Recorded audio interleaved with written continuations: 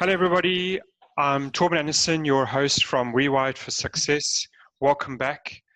This week, we're going to be doing something slightly different. I'm going to be starting a series of podcast interviews with both founders, CEOs, and CTOs. And this is a great opportunity for everyone out there who is, as you know, keen to take control of their businesses and rewire them for success. So if you are serious about scaling your business, then you've come to the right place. Whether you're starting out or whether you're a new business or whether you're kind of got some tech in place and you're looking to scale. Maybe you're just at the start of scaling your business, or maybe you're struggling where you are currently. As I said again, I'm Torben Anderson. I'm the founder of Rewired. And today I want to really welcome and really appreciate Carl Gray joining us from both somebody I've met previously last year, both when I started my business, and also a great person around content and marketing. And most importantly, Carl is an entrepreneur and both a best-selling author who's helped startups and small businesses grow with content marketing. He's helped hundreds of startups basically scale their businesses through content.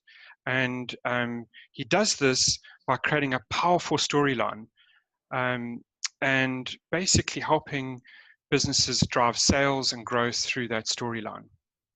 So welcome, Carl. Thank you for joining Rewired for Success. Really appreciate having you on. And what have I missed from that intro? Thanks so much for having me, Torben. I'm really excited to be here. And I just the one missing link I'd love to say, I think you nailed it. And I just want to help people kind of make the connection between stories and scaling a business.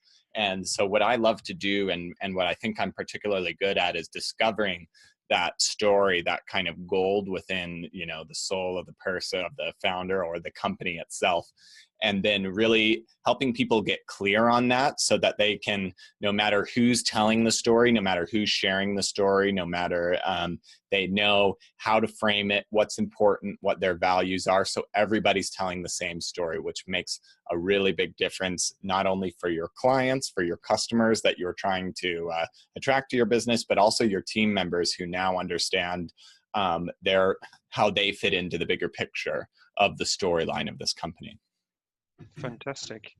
And tell me, how long have you been going, and tell us a little bit more about your journey?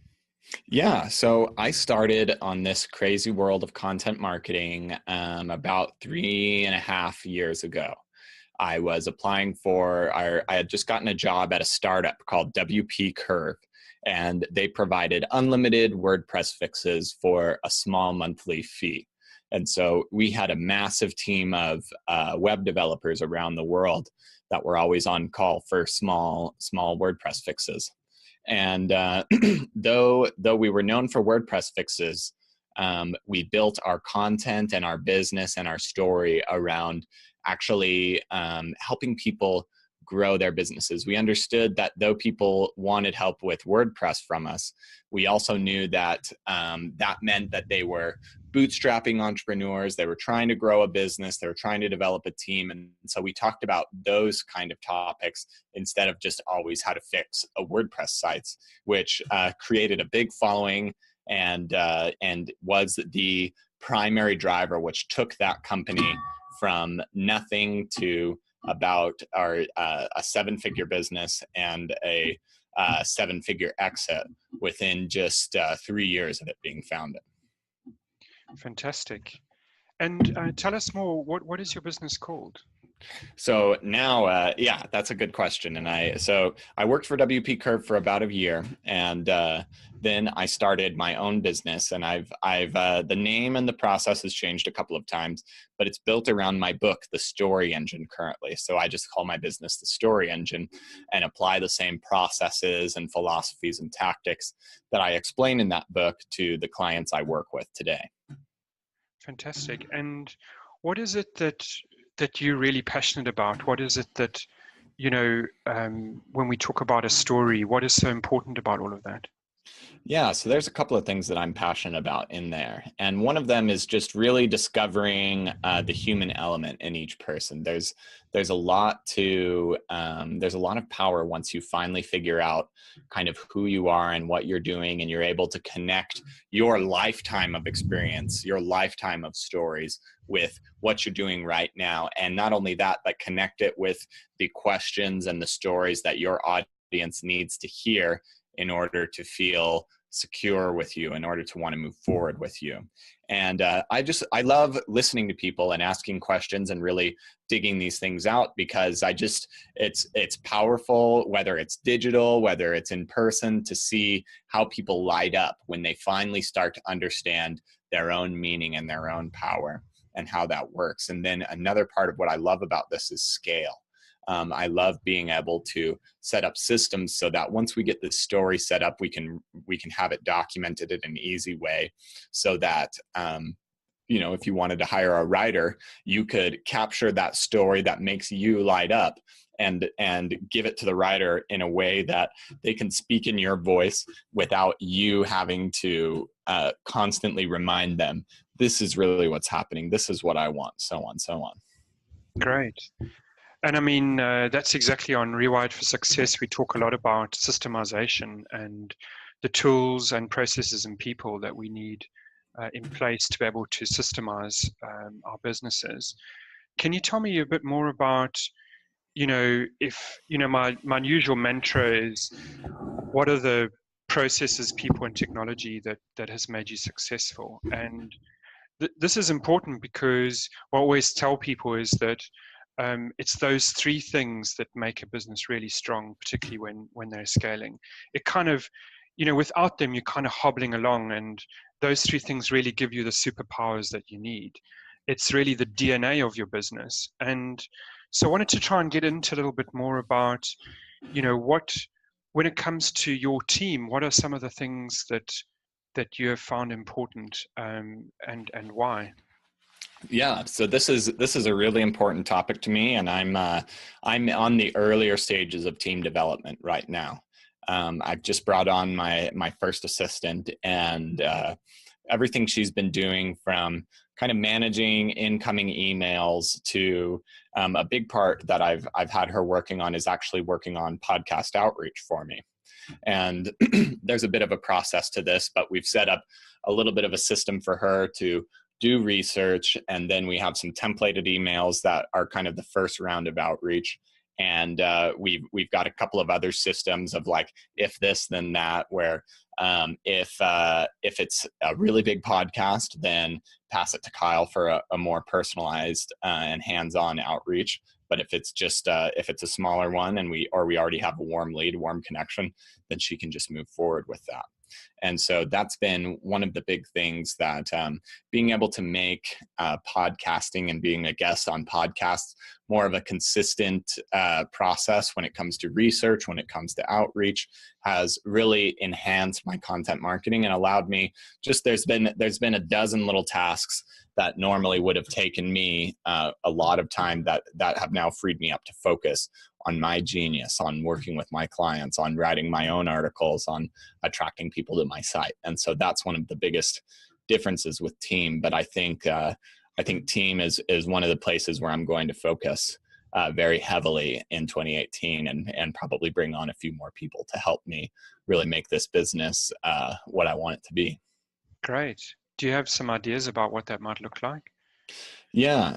So right now, I think I've got a big high ticket offer that I work with kind of high end businesses, where I'll help them kind of craft this storyline, define it for them, and then we'll start building out content for them.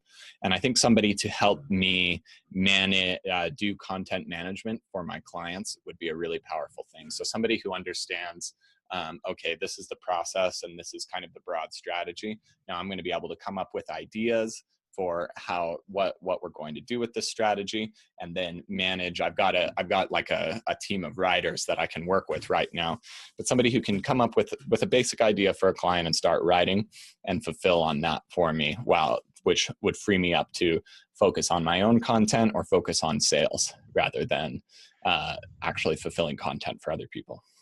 Great. So in other words, you're thinking about the processes that you need in place.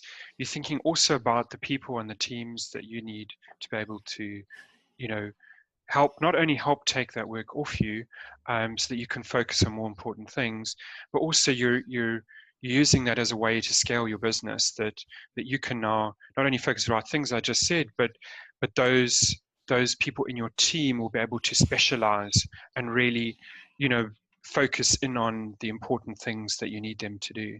Does that sound good?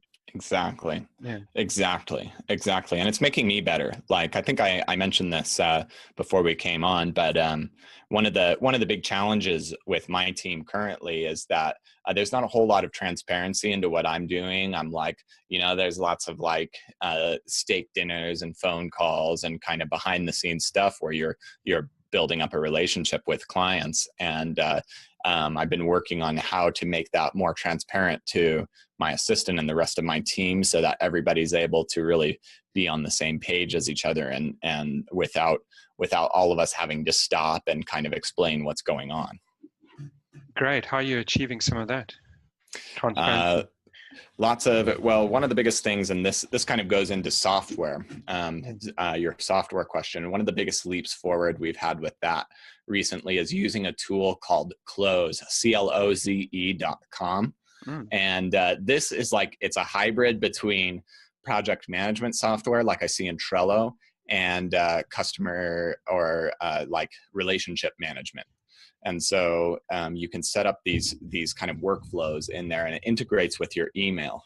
So now, instead of like my assistant sending out a bunch of messages and me sending out a bunch of messages, we all have it in one place. We can see, okay, we're both talking to Torben today, and here's the messages I've sent him, here's the messages you've sent him, and this is where things are. So it gives us a little more, and now I can send a message to, a prospective client and just say, hey, check out where things are and close with this person. And so it's really made a lot of that process a lot simpler, a lot more transparent, and empowered my assistant to do a lot better job for me and start to make a little bit more executive decisions instead of always falling back on me. Fantastic. So for the listeners there, this is all about Carl, his serious journey that he's doing to scale up his business. And I mean, above all, this is the kinds of things that you need to be looking at, not only those technology tools and the way Carl has expressed how that can help kind of streamline things, but also the people and the processes. And so I wanted to kind of, Carl, go through a couple of questions that maybe might be useful for the audience to understand, particularly off the back of your last point around some of that software that you were using.